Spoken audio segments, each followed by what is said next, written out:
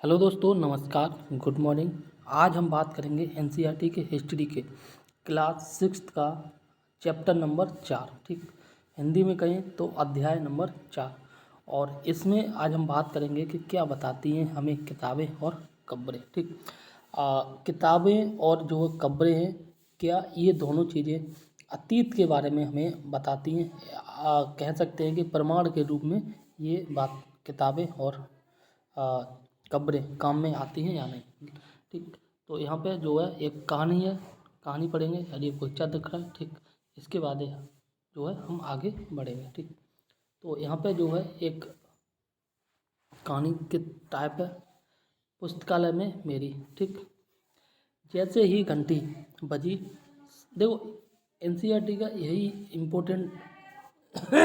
Importance है, और वो ये कि एनसीईआरटी में जो है प्रत्येक टॉपिक को कहानी के माध्यम से बताया गया है। ठीक, क्योंकि क्लास 6 में छोटे बच्चे होते हैं, भले आज की डेट में आप सॉरी बड़े हों, ठीक, बट आप खुद सोचो, जब आप क्लास 6 में रहे होंगे तो उस टाइम पे आपको कहानी के माध्यम से कोई टॉपिक अच्छे से समझ में आया होगा। ठीक, तो इसीलिए यहाँ पे जो है सारे के सारे टॉपिक को कहानियों के माध्यम से समझाया गया। ठीक, तो यहाँ बात की जा रही है, जैसे ही घंटी बजी, ठीक है ना, शिक्षक ने मतलब टीचर ने छात्रों को अपने साथ आने को कहा, और आज वे पहली बार पुस्तकालय जो है जा रहे थे।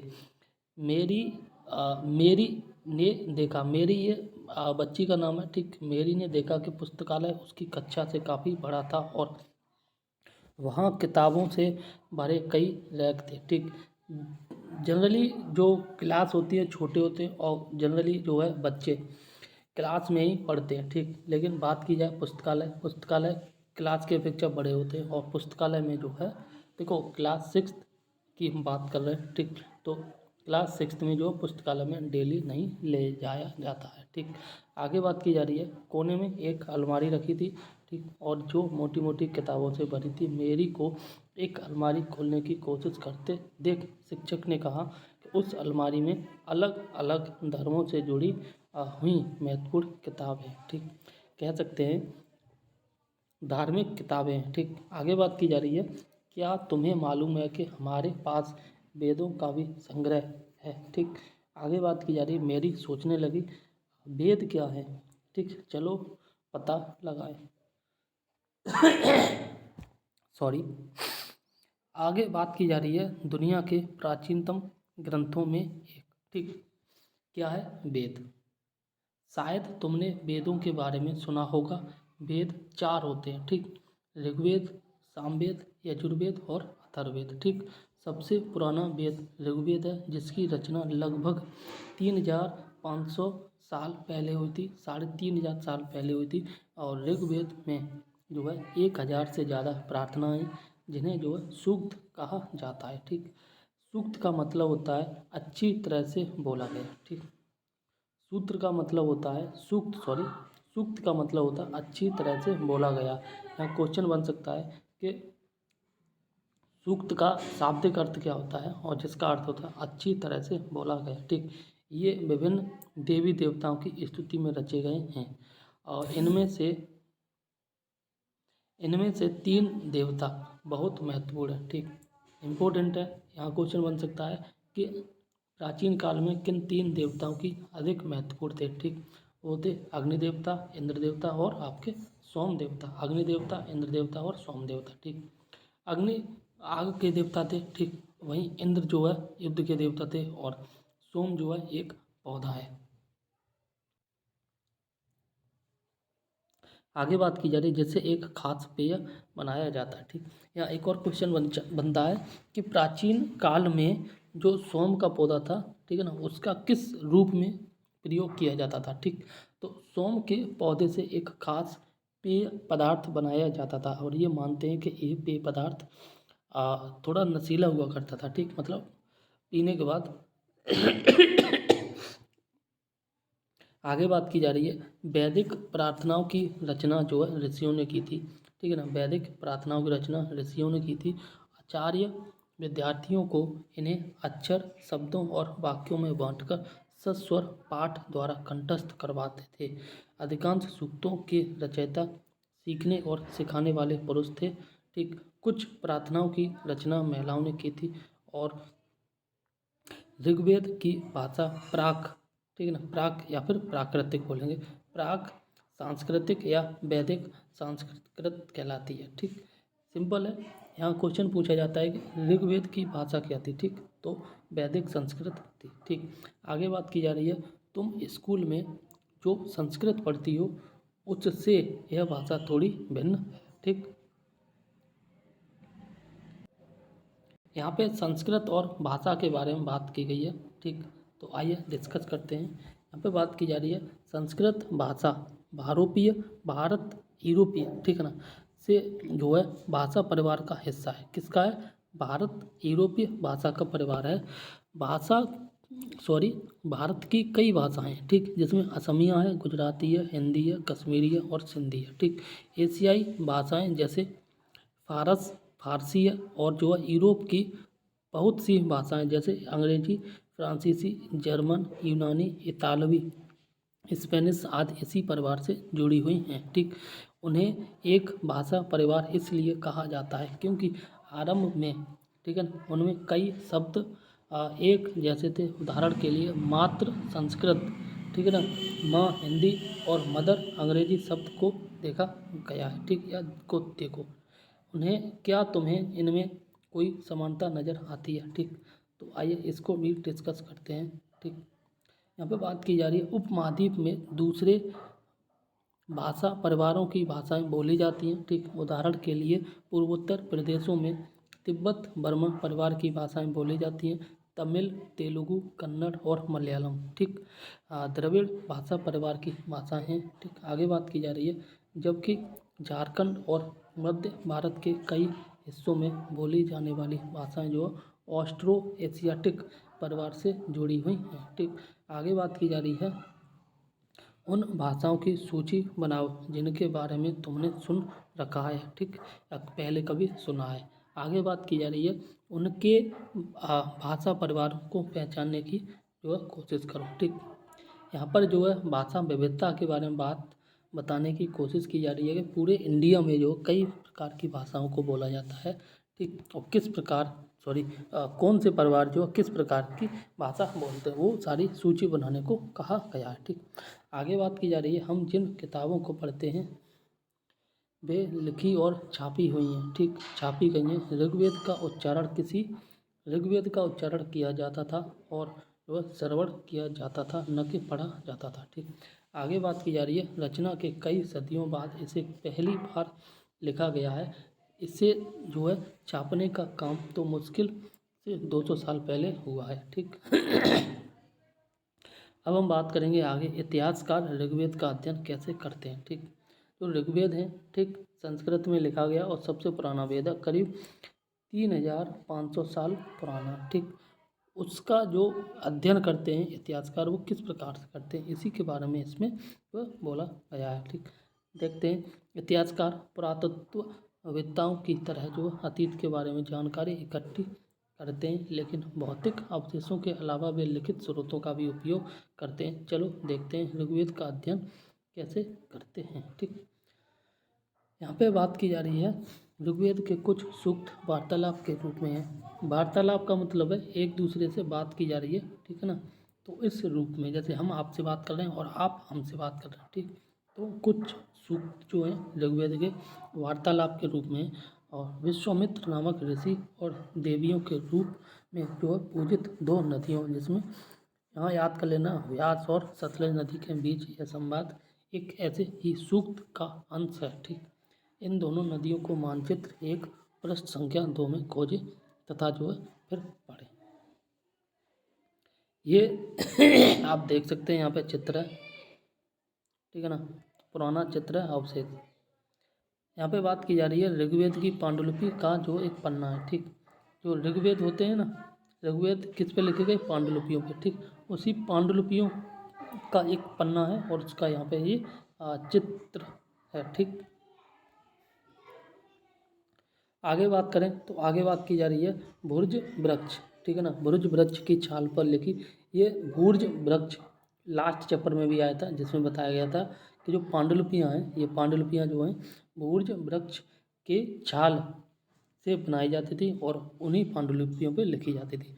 भूर्ज वृक्ष और इसके साथ एक और वृक्ष था, वो था ताड़ का वृक्ष। याद कर लेना, दोनों पांडुलिपियाँ जो बनाई जाती थी वो दो प्रकार के वृक्ष की छाल से बनाई जाती थी। पहला था भूर्ज और दूसरा था आपका ताड़ का वृक्ष। ठीक, आगे बात करें तो यह पांडुलिपि कश्मीर में पाई गई थी। कहाँ पे? कश्मीर में पाई गई थी। कौन सी? ये वाली पांडुलिपि। ठीक, लगभग 150 वर्ष पहले ऋग्वेद को सबसे पहली बार छापने के लिए इसका जो है उपयोग किया गया। ठीक, देखो यहाँ पे एक क्वेश्चन है, और वो ऋग्वेद जो रचे गए थे वो 3500 साल पहले रचे गए। ठीक, तब पांडुलिपियों में थे। ठीक, बाकी 150 साल पहले जो ऋग्वेद को सबसे पहले बार जो छापने के लिए इसका उपयोग किया गया था। ठीक, प्रिंट किया गया 150 साल पहले। ठीक, और इनकी रचना की गई थी 3500 साल पहले। ठीक, इसी पांडुलिपि को देखकर अंग्रेजी अनुवाद तैयार हुआ है, और यह पांडुलिपि जो है सॉरी, पुणे महाराष्ट्र के एक पुस्तकालय में सुरक्षित है। पुणे कहाँ है? महाराष्ट्र। महाराष्ट्र में एक पुस्तकालय और वहीं पर ये पांडुलिपि सुरक्षित है। ठीक, यहाँ पर जो है विश्वामित्र और नदियों के बारे में बात की गई है। ठीक, देखो विश्वामित्र, हे नदियों, अपने बछड़ों को चाटती हुई दो चमकती गायों की तरह दो फुर्तीले घोड़ों की चाल से पहाड़ों से नीचे आओ। ठीक, इंद्र द्वारा दी हुई शक्ति से स्फूर्ति तुम रथों की गति से सागर की ओर बह रही हो। तुम जल से भरपूर हो और एक दूसरे से मिल जाना चाहती हो। ठीक, ये जो है विश्वामित्र कह रहे हैं किससे? नदियों को। ठीक, आगे बात की जा रही है नदियाँ। अब नदियाँ कहती हैं विश्वामित्र को रिप्लाई के रूप में, जवाब में। ठीक, नदियाँ क्या कहती हैं? जल से भरपूर हम देवताओं के बनाए गए रास्ते पर चलती हैं, एक बार निकलने पर हमें रोका नहीं जा सकता। हे ऋषि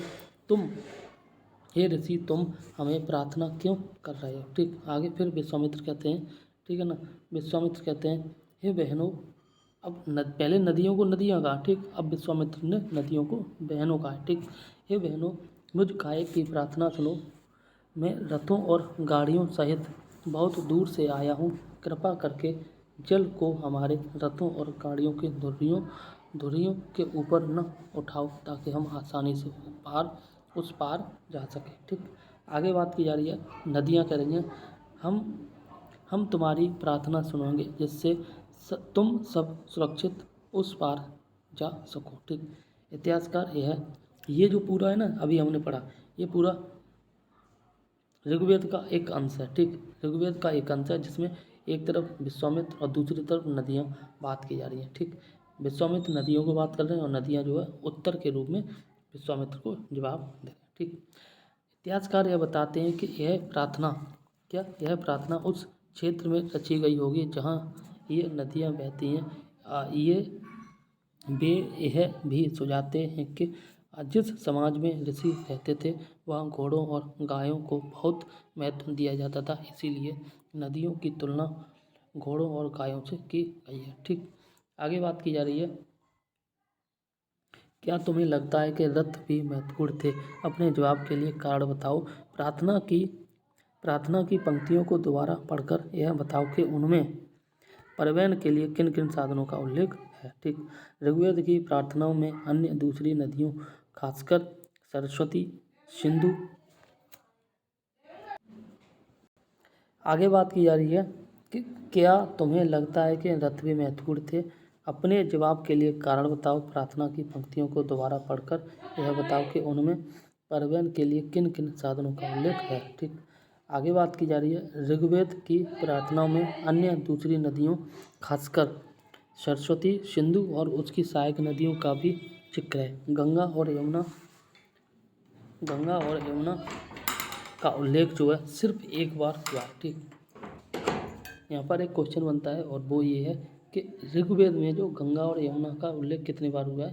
सिर्फ एक बार हुआ। ठीक, मानचित्र 1 को देखो और ऐसी 5 नदियों की सूची बनाओ जिनके नाम जो है ऋग्वेद में नहीं है। ठीक, आगे देखते, आगे मवेशी, घोड़े और रथ के बारे में बात की गई है। ठीक,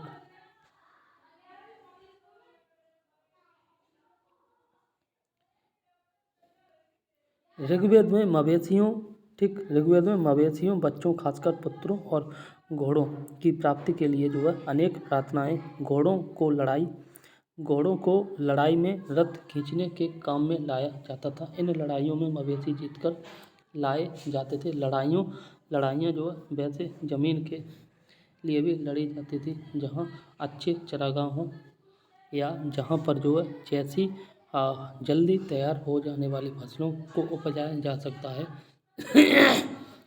कुछ लड़ाइयाँ अब पानी के स्रोतों और लोगों को बंदी बनाने के लिए भी लड़ी जाती थी, ठीक। आगे बात करें तो आगे बात की जा रही है, युद्ध में जीते गए धन का कुछ भाग सरदार रख लेते थे तथा कुछ हिस्सा जो पुरोहित को दिया जाता था। शेष धन आम लोगों में बांट दिया जाता था। कुछ धन यज्ञ करने के लिए प्रयुक्त होता था। यज्ञ की आग में आहुति दी जाती थी। ये आहुतियाँ जो है देवी देवताओं को दी जाती थी। अनाज और कभी कभी जानवरों को भी आहुति दी जाती थी, ठीक। आगे बात की जा रही, अधिकांश पुरुष इन युद्धों में भाग लेते थे। कोई स्थायी सेना नहीं होती थी, ठीक। लेकिन लोग जो है सभा में मिलते जुलते थे और युद्ध व शांति के विषय में जो है सलाह मशवरा करते थे। वहाँ ये ऐसे लोगों को अपना सरदार चुनते थे जो बहादुर होते थे और जो कुशल योद्धा होते थे। आगे बात की जा रही है लोगों की विशेषता बताने वाले शब्द। ऐसे कौन कौन से शब्द हैं जो लोगों की विशेषता बताते हैं, ठीक। लोगों का वर्गीकरण काम, भाषा, परिवार, समुदाय, निवास स्थान या सांस्कृतिक परंपरा के आधार पर किया जाता था, ठीक। यहाँ पर एक क्वेश्चन बनता है कि प्राचीन काल में लोगों का वर्गीकरण जो है, लोगों का वर्गीकरण बोले तो बंटवारा, ठीक, सिंपल है, जो किस आधार पे किया गया था। तो लोगों का वर्गीकरण जो है उनकी भाषा, परिवार, समुदाय, निवास स्थान और सांस्कृतिक परंपरा के आधार पर किया गया था, ठीक। आगे बात करें सॉरी, ऋग्वेद में लोगों की विशेषता बताने वाले कुछ शब्दों को देखो, ठीक। ऐसे दो समूह हैं, ठीक, ऐसे दो समूह हैं जिनका वर्गीकरण काम के आधार पर किया गया है। पुरोहित, जिन्हें कभी कभी ब्राह्मण कहा जाता था, ठीक, और तरह तरह के यज्ञ और जो अनुष्ठान करते थे। दूसरे लोग राजा थे, ठीक। आगे बात करें तो आगे बात की जा रही है, ये राजा वैसे नहीं थे जिनके बारे में तुम बाद में पढ़ोगी, मतलब यहाँ जो मैरी नाम की थी वो लड़की है, इसलिए यहाँ पर पढ़ोगे, ठीक। आगे बात की जा रही है, ये न तो बड़ी राजधानियों और महलों में रहते थे, न इनके पास सेना थी और न ही ये कर वसूलते थे। प्राय राजा की मृत्यु के बाद उसका बेटा आप ही शासक नहीं बन जाता था। प्राचीन काल में बात की जा रही है, प्राचीन काल के राजा के पास न तो सेना होती थी और न ही ये लोग कर वसूलते थे, ठीक, और न ही राजा की मृत्यु के बाद उसका बेटा अपने आप शासक बन जाता था, ठीक। ऐसा पहले नहीं था। यहाँ पे बात की जा रही है, पिछले अनुभाग को एक बार फिर पढ़ो, ठीक है ना, और पता लगाने की कोशिश करो कि राजा क्या करते थे, ठीक। प्राचीन काल के जो राजा थे वे क्या काम करते थे। आगे बात की जा रही है, जनता या पूरे समुदाय के लिए दो शब्दों का इस्तेमाल होता था। एक था जन, ठीक, जिसका प्रयोग हिंदी व अन्य भाषाओं में आज भी होता है, और दूसरा था वैश्य, जैसे वैश्य शब्द निकला है, ठीक। और इस विषय पर तुम अध्याय 5 में विस्तार से पढ़ोगे, ठीक। राजा जो है एक था जन, याद कर लेना, दूसरा था वैश्य। दो शब्द जो है जनता या समुदाय के लिए हो प्रयोग किए जाते थे, ठीक। आगे बात करें, ऋग्वेद में विश्व और जनों के नाम मिलते हैं, इसलिए हमें पूर्व जन और जो विश्व यानी कि भरत जन और विश्व यतुजन या विश्व जैसे कई उल्लेख मिलते हैं, ठीक। तुम्हें इनमें से कोई नाम जाना पहचाना लगता है। जिन लोगों ने इन प्रार्थनाओं की रचना की है वे कभी कभी खुद को आर्य कहते थे तथा अपने विरोधियों को दास या दस्यु कहते थे। दस्यु वे लोग थे जो यज्ञ नहीं करते थे और शायद दूसरी भाषाएं बोलते थे, ठीक। बाद के समय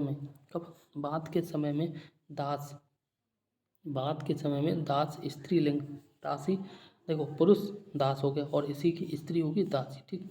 शब्द का इस्तेमाल गुलाम हो गया, ठीक। पहले दास बोलते थे, ठीक है ना, और बाद में इसी को जो है हम गुलाम बोलने लगे, ठीक, याद कर लेना। दास वे स्त्री और पुरुष हुआ करते थे या होते थे जिन्हें युद्ध में बंदी बनाया जाता था। उन्हें उनके मालिक की जायदाद माना जाता था। जो भी काम मालिक चाहते थे उन्हें वह सब करना पड़ता था। ठीक, यहाँ पे एक क्वेश्चन बनता है कि दास कौन होते थे। दास वे लोग होते थे जो युद्ध में जो है बंदी बना लिए जाते थे। याद कर लेना, ये इम्पोर्टेंट है। ठीक, आगे बात करें तो आगे बात की जा रही है जिस युग में जो है महाद्वीप के उत्तर पश्चिम ये वाला रीजन, ठीक, महाद्वीप के उत्तर पश्चिम में ऋग्वेद की रचना हो रही थी।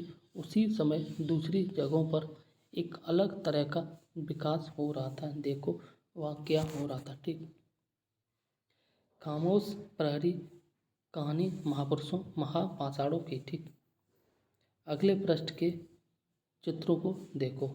एक शिलाखंड महापाषाण जिसमें महा मतलब बड़ा, पाषाण मतलब पत्थर, यानी कि बड़ा पत्थर नाम से जाना जाते हैं।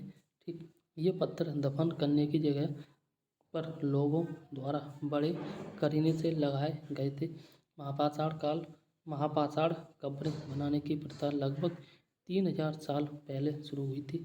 यह प्रथा दक्कन, दक्षिण भारत, उत्तर पूर्वी भारत और कश्मीर में प्रचलित थी। ठीक, कुछ महत्वपूर्ण महापाषाण परास्थल चित्र 2 में दिखाए गए हैं। कुछ महापाषाण जमीन के ऊपर ही दिख जाते हैं, कुछ महापाषाण जमीन के भीतर भी होते हैं। ठीक, आगे बात करें तो यहाँ पे देख सकते हो ये चित्र बना है। ठीक है ना, देखो ये कब्र है और कब्र के चारों तरफ ये पत्थर लगे और यहाँ पर एक बड़ा पत्थर लगा देंगे। ठीक, कई बार पुरातत्वविदों को गोलाकार सजाए हुए पत्थर मिलते हैं तो कई बार अकेला खड़ा हुआ पत्थर मिलता है। ठीक,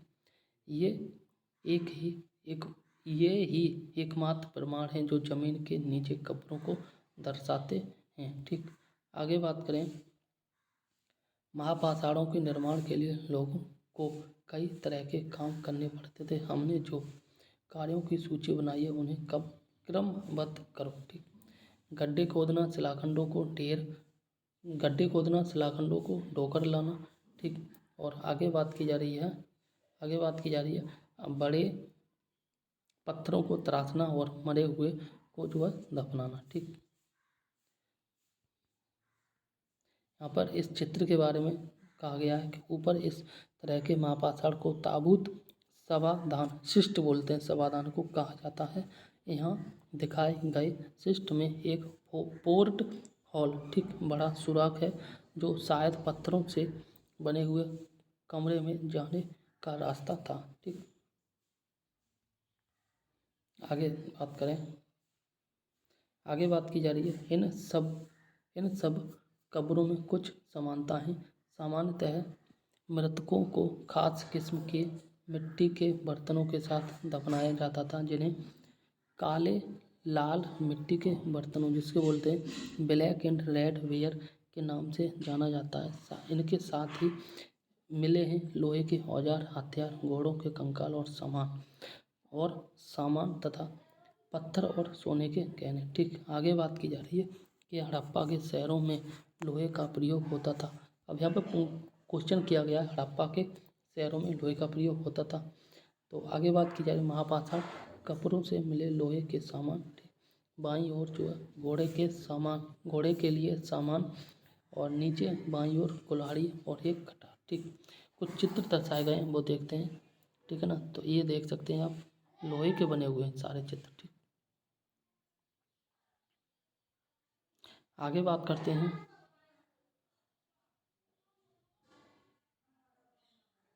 आगे बात की जा रही है लोगों को सामाजिक असमानताओं के बारे में पता करना। ठीक, तो आगे यहाँ बात की जा रही है पुरातत्वविद यह मानते हैं कि कंकाल के साथ पाई गई चीज़ें मरे हुए व्यक्ति की ही रही होंगी। ठीक, जैसे जो कोई कंकाल है, कंकाल के साथ कुछ चीज़ें पाई गई हैं तो ये मानता है कि उस कंकाल के साथ जो चीज़ें पाई गई हैं वो उसी व्यक्ति ने जिंदा रहते प्रयोग किया गया होगा। ठीक, या यह मान्यता रही होगी कि कंकाल के साथ उसके द्वारा प्रयोग की जाने वाली सारी चीज़ों को उसके साथ दफना दो। ठीक, आगे बात की जा रही है कभी कभी एक कब्र की तुलना में वह दूसरी कब्र में ज़्यादा चीज़ें मिलती हैं। ठीक, तो मानचित्र 2 पर पृष्ठ संख्या 13। ठीक, आगे बात की गई है ब्रह्मगिरी को खोजो। यहाँ एक व्यक्ति की कब्र में 33 सोने के मनके और शंख पाए गए। ठीक, दूसरे कंकालों के पास जो है सिर्फ कुछ मिट्टी के बर्तन ही पाए गए। यह दफनाए गए लोगों की सामाजिक स्थिति में भिन्नता को दर्शाता है। कुछ लोग अमीर थे तो कुछ लोग जो गरीब हुआ करते थे। कुछ लोग सरदार थे तो कुछ लोग अनुयायी थे। ठीक, जैसे कुछ लोगों की कब्र में जो है केवल और केवल मिट्टी के बर्तन पाए गए। ठीक, कुछ लोगों की कब्रों में जो है सोने के मनके और जो शंख पाए गए। ठीक, सोने के मनके महंगे, ठीक, और मनके भी महंगे। ठीक, तो ये वे लोग थे जो अमीर हुआ करते थे। ठीक, और अमीर वे लोग जो सरदार रहे होंगे। ठीक, या उनके मालिक रहे होंगे या फिर कह सकते हैं राजा रहे होंगे। ठीक, ऐसे लोग जिनकी कब्र में केवल मिट्टी के बर्तन पाए गए, तो यहाँ से पता चलता है ये लोग गरीब रहे होंगे और छोटे तबके के रहे होंगे। ठीक, आगे बात की जा रही है कुछ कब्र गाहें खास परिवारों के लिए भी थी। ठीक है, कभी कभी महाकासाड़ में एक से अधिक कंकाल मिले हैं। ठीक, वे यह दर्शाते हैं कि शायद एक ही परिवार के लोगों को एक ही स्थान पर अलग अलग समय पर दफनाया गया था। बाद में मरने वाले लोगों को जो है पोर्ट होल, ठीक, मरने वालों लोगों को पोर्ट होल के रास्ते कब्रों में लाकर दफनाया जाता था। ऐसे स्थान पर गोलाकार लगाए गए पत्थर या चट्टान चिन्हों का काम करते थे, जहां लोग आवश्यकता अनुसार जो शवों को दफनाने दोबारा आ सकते थे। ठीक, आगे बात करें तो आगे देख सकते हैं इनाम गांव के एक विशिष्ट व्यक्ति की कब्र। ठीक, मानचित्र 2 में पेज नंबर 13। इनाम गांव को खोजो और यहाँ यह भीमा की सहायक नदी घोड़े के किनारे एक जगह है। ठीक, घोड़ के किनारे एक जगह है। इस जगह पर 3600 से 2700 साल पहले लोग रहते थे। ठीक, और आगे बात की जाए यहाँ वयस्क लोगों को प्राय गड्ढे में सीधा उल्टा करके दफनाया जाता था। एंड आगे बात की जा रही है उनका सर जो उत्तर की ओर होता था और कई बार उन्हें घर के अंदर ही दफनाया दिया जाता था। ठीक, देखो यहाँ एक क्वेश्चन बन रहा है कि प्राचीन काल में यानी कि सिंधु घाटी सभ्यता के समय जो लोग दफनाए जाते थे तो उन लोगों को जो है किस प्रकार से दफनाया जाता था। ठीक, तो यहाँ पर एक क्वेश्चन बनता है। ठीक, ईस्ट, वेस्ट, नॉर्थ, ऊपर और साउथ। ठीक, नॉर्थ की ओर सिर करके और साउथ की ओर जो पैर करके दफनाते थे। याद कर लेना, उनका सिर जो है उत्तर की ओर होता था। ठीक, इसी प्रकार के क्वेश्चन बनते हैं एग्जाम में, और जो पॉइंट मैं बता रहा हूँ प्लीज़ उन सारे पॉइंट को याद कर लेना। अगर पॉसिबल हो तो ऑनलाइनर फॉर्मेट में जो है आप नोट डाउन करते चलना साथ में। ठीक, कई बार उन्हें जो है घर के अंदर ही दफनाया जाता था। ठीक, आगे बात की जा रही है ऐसे बर्तन जिन्हें शायद खाना और पानी हो, ठीक, दफनाए गए सब के पास रख दिए जाते थे। ठीक, देखो सबको उत्तर से दक्षिण की ओर दफनाया जाता था। उत्तर की ओर सिर और दक्षिण की ओर जो है पैर करके रखते थे। ठीक, इसके साथ कई बार लोगों को घर में ही दफना दिया जाता था, और इसके साथ जब लोगों को दफनाते थे तो उनके द्वारा प्रयोग की गई चीज़ों को साथ में रख दिया जाता था। जैसे उनके द्वारा जो खाने वाले बर्तन थे और पानी। ठीक है ना, पानी का कैसे पता चला, जब कब्र खोदी गई तो उसमें जो पानी के घड़े देखे गए। ठीक, इससे अनुमान लगाएं कि खाना और पानी साथ में दफना दिया जाता था। ठीक, उस समय मान्यता रही होगी कि सब जो है व्यक्ति मरने के बाद जो है भी खाता है। ठीक, आगे बात की जा रही है एक आदमी को 5 कमरों वाले मकान के आंगन में 4 पैरों वाले मिट्टी के एक बड़े से संदूक में जो दफनाया गया था, और बस्ती के बीच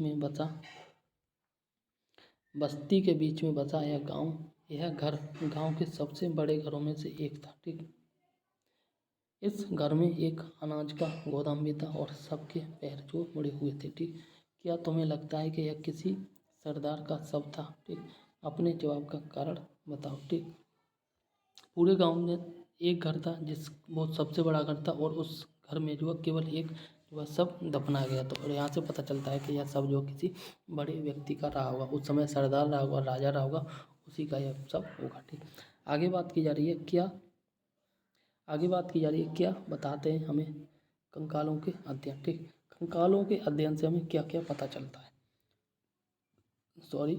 आगे बात की जा रही है छोटे आकार के आधार पर एक बच्चे के कंकाल को आसानी से पहचाना जा सकता है। ठीक है ना, आसानी से पहचाना जा सकता है, लेकिन एक बच्चे और बच्ची के कंकाल के बीच कोई बड़ा फर्क नहीं है। ठीक, देखो एक बड़ा कंकाल है और एक छोटा कंकाल, इनको तो आप पहचान सकते हो, लेकिन बात की गई है मेल और फीमेल के बीच कंकाल में अंतर करना, ये बड़ा मुश्किल है। ठीक, क्या हम यह पता लगा सकते हैं कि कंकाल किसी पुरुष का था या स्त्री का था। ठीक, कभी कभी लोग कंकाल के साथ जो है मिले सामानों के आधार पर यह अंदाज़ा लगाते थे। ठीक, कंकाल जो मिले उनके सामानों के आधार पर अंदाज लगाते थे।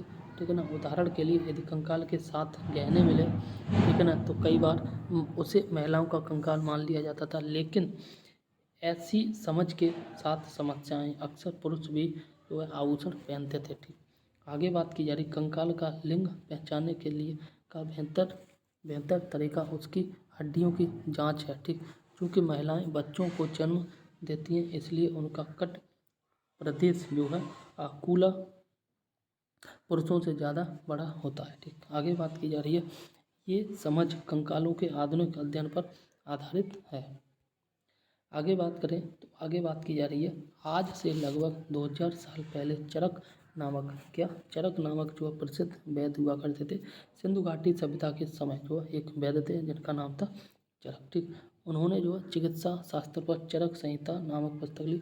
चरक थे, वैद्य थे और चिकित्सा शास्त्र पर एक चरक संहिता यानी कि अपने ही नाम से एक किताब लिखी। ठीक, वे कहते हैं कि मनुष्य के शरीर में 360 हड्डियां होती। उस समय 360 हड्डियां की बात की गई थी और यह आधुनिक शरीर रचना विज्ञान की जो है 206 हड्डियों से काफ़ी ज़्यादा है। ठीक, आगे बात की जा रही संभवतः चरक ने अपनी गिनती में दांत हड्डियों के जोड़ और जो कार्टिलेज को जोड़ कर जो है यह संख्या बताई हो। ठीक, आगे बात की जा रही है तुम्हारे शरीर के बारे में उन्होंने इतनी विस्तृत जानकारी कैसे इकट्ठी की। ठीक, इनाम गांव के लोगों के काम धंधे के बारे में हम बात करते हैं।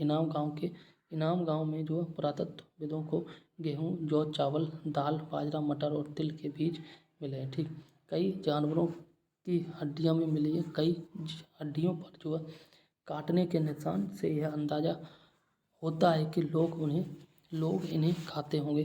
गाय, बैल, भैंस, बकरी, भेड़, कुत्ता, घोड़ा, ठीक, गधा, सूअर, सांभर, चितकबरा, हिरन, कृष्ण मृग, खरहा, नेवला, चिड़िया, घड़ियाल, कछुआ, केकड़ा और मछली की हड्डियां भी पाई गई हैं। ऐसे साक्ष्य मिले हैं कि भेड़, आंवला, जामुन, खजूर और कई तरह की जो है रसभरियाँ एकत्र की जाती थी। ठीक, जो इनाम गांव के लोग थे इस सारे प्रकार के काम धंधे किया करते थे। ठीक, ये सारे काम इन प्रमाणों से पता चलता है कि ये लोग जो खेती बाड़ी करते थे। ठीक, आगे बात की जा रही है इस प्रमाण के आधार पर इनाम गांव के लोगों के पास काम धंधों की एक सूची बनाओ। ठीक, अन्यत्र में देखते हैं एटलस में चीन को देखो। ठीक, एटलस बोले तो मैप में चीन को देखो।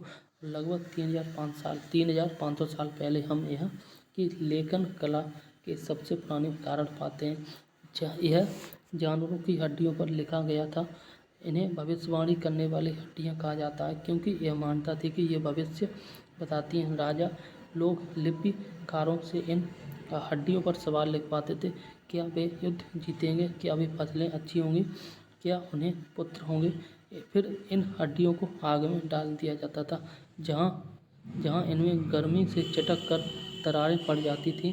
ठीक है ना, भविष्यवक्ता इन दरारों को बड़े ध्यान से देखकर भविष्यवाणी करने की कोशिश करते थे। ठीक, जैसा शायद तुम भी सोच रही होगी कि ये ठीक है ना, भविष्यवक्ता कभी कभी गलती भी करते थे। आगे बात की जा रही है ये राजा शहरों में महल बनाकर रहते थे। उन्हें बेशुमार दौलत इकट्ठा कर ली थी।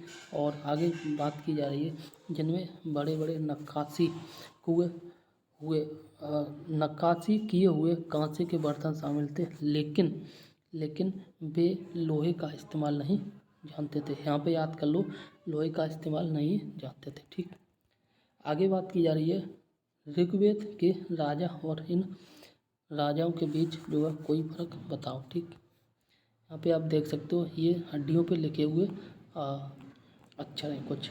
ठीक, अब बात की जा रही कल्पना करो 3000 तुम जो है 3000 वर्ष पहले इनाम गांव में रहती हो।